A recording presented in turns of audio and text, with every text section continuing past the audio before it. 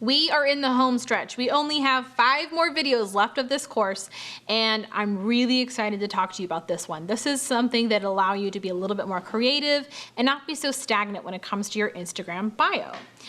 Right now, we're going to talk about what a good Instagram bio looks like and what works best, as well as A/B testing your bios, and then talking about Linktree a little bit more in depth. So I'm going to go over a couple of really great examples of people I follow on Instagram and that I like to engage with. Some of these people are really, really fun, and some of them are really, really in-depth and talk more on an interview style basis, but have a lot of great points to make when it comes to their bios.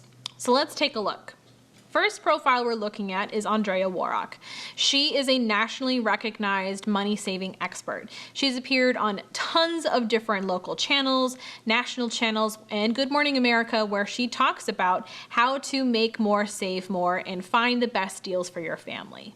What makes her bio great is that she's mentioning that she is a nationally recognized money-saving expert, and she helps families afford a richer life on any budget. So when I remember her creating her bios, she was more or less listing out all of the things that were important to her, which is great, but when you're creating a bio on your Instagram feed, it needs to be focused on how you help people, what value you have to offer everyone who's going to be following you, and what your followers can expect from you and your content. So in changing her bio from focusing on the things that she cared about in life, she changed it to how she's able to provide help and service and what makes her credible as an expert. Another great thing that Andrea has done in her profile is include a lot of the brands that she's worked with and some of the publications that she's appeared in. She has things like Good Morning America listed, CNN, Wall Street Journal, Cosmo, and a whole bunch more. Right now, it looks like she's focusing on her YouTube channel, so she's highlighted her YouTube channel link here, so it's safe to assume that she really wants people to focus on a video that she may have just posted. The other thing that she does frequently from just watching her account is she'll include or trade out a YouTube link for her Linktree. The Linktree account is really great because it allows her to take that YouTube video that she just promoted and add it to the Linktree list. Let's take a look at another account that does have a Linktree set up so you can kind of see what I'm talking about. We're going to pop over here to Kayla Sloan. I love that she is sharing that she is a go-to virtual assistant expert, and this is especially important because her whole gig is working with people on virtual assistant accounts and helping people become virtual assistants. Her Linktree is a really great example of a really great Linktree. You have a ton of different articles on here that talk about some of the things that virtual assistant is going to be focusing on, as well as helping people see some of the other services and courses that she has to offer. There's also the opportunity for people to go and do some one-on-one coaching with her. And if she has people who are newer to her account, she has a really great opportunity for people to become a 10K VA. It offers people the opportunity to be a cold lead and research a little bit more, and be a warm lead and think about really truly becoming a virtual assistant. One of the other elements that you want to make sure that you include on your actual Linktree account is an opportunity for people to subscribe. Sometimes people don't really want to engage with your brand quite yet until they learn more about you and the approach that you take. So having them subscribe is a really easy, simple, non-invasive way for them to say, yeah, I want to learn more about you. Below, you can see that she has all of her social media accounts that are outside of Instagram and including Instagram located in her Linktree account. Having the Instagram link within your actual Linktree is important because people will open your Linktree account on desktop. Not as frequently as they do within the Instagram app, but you want there, it's better to be safe than sorry. Another really great Instagram account that has a significantly amazing bio that I totally love is Stephanie O'Connell. Stephanie O'Connell is a personal finance writer and blogger and podcaster and tons of other things that she does. She's also a women's rights advocate and really likes to focus in on helping women find ways to enhance their financial lifestyles. So in her bio, she specifically talks about how she talks about work and worth and money, and not all of those things always have to do specifically with growing your income and everything. She has a variety of content within those three categories. But her bio is not talking about how she brings value to you. She's talking about what she speaks about. Now remember, earlier I said her account is more about her personality and the take that she has on some of these financial aspects. So she is unapologetically letting you know, this is what I talk about, and this is the way that it is. She, like Andrea, also lists out some of the major networks that she has been on and she has been a part of. This is especially important and a key detail you want to add into your bio if you're someone who's looking to become more well-known on major networks and through other media and publications. One of the other interesting things that she, like some other kind of people do who tend to travel a lot, is include her current location with a little emoji. She also includes the plus with a little airplane on it, which is really fun and playful to let you know that she does travel. And if you scroll through her profile, you'll see all of the places that she has gone to and that she has traveled to, and it's very seasonal and spontaneous in a sense.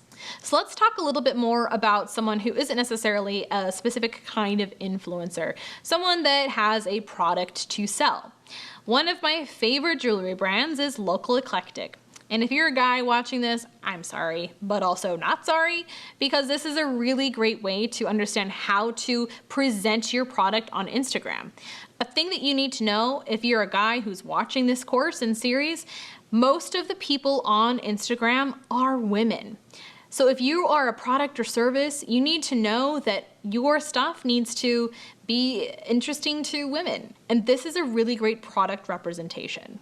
If we take a look at Local Eclectic's bio, they're specifically talking about who they are and what they offer. They're an online jewelry store featuring emerging designers for sophisticated babes with a sense of humor and style. A lot of their jewelry is very eclectic. It's in their brand name, and it's specifically mentioned in their bio. It's a very different feel than if you're gonna go to Macy's or Nordstrom and look at jewelry there. Throughout their profile, they have a variety of content that allows you to understand really the kind of jewelry they have to offer. And they also do a really great job of honing in on the major aspects of those products, what makes their jewelry different in comparison to other vendors that might be out there. Another thing that they do really well is they incorporate boomerangs. One of my favorite things to do is look at all of their boomerangs because they help you understand the motion of the jewelry, how it's going to react in certain climates and certain weather. And as a person who likes to wear a lot of really long earrings, sometimes you don't want to be wearing a long set of earrings when the wind is going. So being able to look at the motion of the product is really great, and Boomerang captures that in such a fun way. Another really great product Instagram account are the Toy Shades. You can find them on Instagram and they're really straightforward and simple. Great British eyewear. You know, they're British when they say they're British, and they have some hashtags included in their bio. And the reason for people including hashtags within their bio is it allows them to pull up on the Discover feed with those hashtags, which is something you might want to consider including in your Instagram bio. Another really fun store that's more based in services is Puff and Fluff. They have a really fun, bright, sunny account, and they're focused on dogs. Who doesn't love looking at pictures of dogs and videos of cute dogs all day? I definitely know my 6-year-old is obsessed. Their Instagram account is really well branded. They include photos of their customers with their dogs, the different ways they've been able to style and groom some of these dogs, and some of the really fun, high quality moments that they create for owners of these dogs in their store. Their owner has something that's a little interesting. So if you're someone who's wanting to move away from your business's Instagram account and become more of an influencer and figurehead, something that you can do is feed off of your old Instagram profile by creating your own and tagging it just like Liz has here in her bio. She talks literally about all of the things that she helps people do.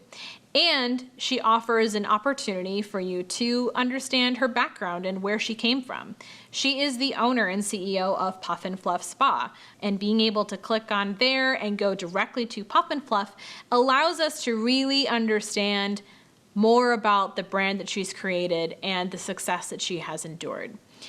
One note I want to make about the Puff and Fluff Instagram bio. They've listed out every single one of their locations. So if you're a brick and mortar business, this is something really smart to do. And the way that she's incorporated the dog footprint emojis is very fun and creative, and can go back to what we said in a previous video about being unique. One of the last accounts that we're going to go over is this account called Every Impression Counts. They're a really great agency that focus on creating content for podcasters and video content creators. Some of the stuff that they share is talking about the marketing experience. So the experience that they've created is a community-based one, where they're taking voices from the community on marketing and sharing all of that through here. In their bio, they give you the understanding that they have new episodes every Monday. That is something that can help you with creating new content and making sure people are aware of when you're going to be posting content. If you're going to be sporadic with your video content, your bio is an opportunity to let people know the release date of something, or if you have an event coming up. Another thing that they do in here is create a call to action. This is something that not all of the accounts that we've looked at today have, but this is something that this account most definitely does. Creating a call to action is a great way to get people interested in clicking on the link that you have included in your bio, or going to a specific link within your actual Linktree account. So when I talk about A/B testing, it's really important that you dissect all of the different elements that you want to include in your Instagram bio. Create 3 to 4 different versions of an Instagram bio and test them out. Share one for the first 30 days or 2 weeks, then switch it out for another one and see what kind of engagement or attraction or messaging kind of you get from people looking at your bio. So that's it for talking about the Instagram bio. If you have a little hesitation about some of the Instagram bios that you've created, share them in the group and we'll talk about them and help you decide which one's going to be best.